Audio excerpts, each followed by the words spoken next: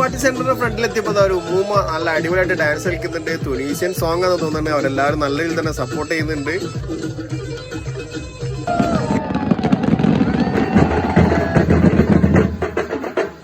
Welcome back. ദുബായിൽ നമ്മളൊരു 7 ദിവസം പോയി വന്നപ്പോഴേക്കും നമ്മളെ വണ്ടി മൊത്തത്തിൽ കച്ചറായിട്ടുണ്ടായിരുന്നു. വാഷിംഗെല്ലാം കഴിഞ്ഞ് നമ്മളിതാ ദോഹന്റെ കാഴ്ചകൾ കാണാൻ വേണ്ടി പോവാണ്. ലുസൈൽ ബോളിവാർഡിൽ ഫയർ വർക്ക് കാണാൻ വേണ്ടി പോയതാ. കുറച്ച് ലൈറ്റ് ആയതോട് കൂടി നമ്മൾ അങ്ങോട്ടേക്ക് എത്തിയില്ല. അപ്പൊ തൊട്ടടുത്തുള്ള സ്ഥലത്ത് നമ്മളിത് പാർക്ക് ചെയ്തിട്ട് ഫയർ വർക്ക് കണ്ടതിന് ശേഷം ഖത്തറിൽ പുതുതായിട്ട് ഓപ്പൺ ആക്കിയിട്ടുള്ള സഫാരി കാണാനായിട്ട് പോയത്. ഷോപ്പ് ഒന്ന് ജസ്റ്റ് വിസിറ്റ് ചെയ്താൽ തന്നെ നമുക്ക് കൂപ്പൺ കിട്ടാ. അങ്ങനെ കൂപ്പണിൽ കിട്ടുന്നതാണ് ഫസ്റ്റിൽ കണ്ട ടെസ്ല കാറ്. നമ്മൾ നേരെ അകത്ത് പോയിട്ടുണ്ടായിരുന്നു. അകത്ത് പോയപ്പോൾ തന്നെ നമുക്കൊരു 3-4 കൂപ്പണോളം തന്നിട്ടുണ്ടായിരുന്നു ഈ ആൾ. ഗറാഫിലുള്ള എസ്ദാമാളുടെ അകത്താണ് ഷോപ്പ് വരുന്നത്. അറബ് കപ്പിന്റെ ഇവന്റ് ഒക്കെ എസ്ദാമാളിൽ നടക്കുന്നുണ്ടായിരുന്നു. നമ്മൾ നേരെ അകത്ത് കയറി കുറച്ച് പഴം കുറച്ച് ഐറ്റംസ് ഒക്കെ നമ്മൾ പർച്ചേസ് ചെയ്തിട്ടുണ്ടായിരുന്നു. നല്ല ഓഫർ ഉണ്ടായിരുന്നു. വണ്ടിയിൽ സാധനം വെച്ച് നമ്മൾ നേരെ റൂമിൽ പോയിട്ടായിരുന്നുട്ടാ.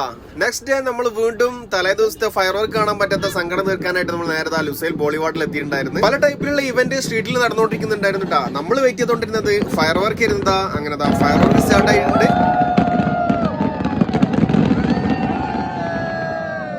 5 മിനിറ്റ് നീണ്ടു നിന്നിട്ടുള്ള അടിപൊളിയായിട്ടുള്ള ഫയർ വർക്ക് കഴിഞ്ഞതിന് ശേഷം ഒരു ജിയന്റെ ടെഡി ബിയർ വന്നിട്ട് പൊന്നൂസിന് എടുത്ത് കൊണ്ടുണ്ടായിരുന്നിട്ടാ. DJ പാർട്ടി സെന്ററിന്റെ ഫ്രണ്ടിലെത്തിയപ്പോൾ ഒരു ഉമ്മൂമ്മ നല്ല അടിപൊളിയായിട്ട് ഡാൻസ് കളിക്കുന്നുണ്ട്. തുനീഷ്യൻ സോങ് ആണെന്ന് തോന്നുന്നുണ്ട്. അവരെല്ലാവരും നല്ല രീതിയിൽ തന്നെ സപ്പോർട്ട് ചെയ്യുന്നുണ്ട്. എൻസന്റെ സോഫ്റ്റ് ഡ്രിങ്ക് കൊടുക്കണ്ടായിരുന്നു. നല്ല രീതിയിൽ തന്നെ തിരക്കുന്നുണ്ടാ. നമുക്കൊരു പീസ് കിട്ടിയിട്ടായിരുന്നു. അറബ് കപ്പ് കളിക്കുന്ന എല്ലാ രാജ്യക്കാരും സ്റ്റോറുകളുണ്ട്. അവരുടേതായിട്ടുള്ള കൾച്ചറിലുള്ള പല പല ഡാൻസുകളും അവരെ ആ സ്റ്റോറിന്റെ ഫ്രണ്ടിലുണ്ട്.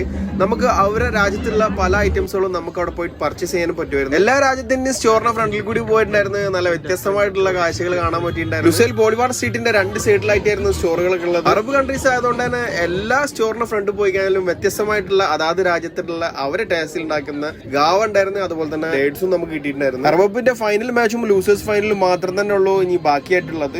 ജോർദാന വേഴ്സസ് മൊറോക്കോന് ഫൈനലും അതുപോലെ തന്നെ ലൂസേഴ്സ് ഫൈനലിൽ സൗദി വേഴ്സസ് UAE മത്സരമാണ് നടക്കാനുള്ളത്. ഖലീഫ സ്റ്റേഡിയത്തിൽ ലൂസേഴ്സ് ഫൈനലും ലുസൈൽ സ്റ്റേഡിയത്തിൽ ഫൈനൽ മാച്ചാണ് നടക്കാനുള്ളത്. നമ്മളിതാ മുന്നോട്ട് ഇങ്ങനെ നടന്ന സ്ട്രീറ്റിന്റെ കാഴ്ചകൾ ഭംഗി ആസ്വദിച്ച അവസാനം ഒരു ഫൈനൽ എൻഡിൽ എത്തിയപ്പോൾ നമ്മൾ മഞ്ഞപ്പടന്റെ അടിപൊളിയായിട്ടുള്ള കൊട്ടയാണ് നടക്കുന്നത്.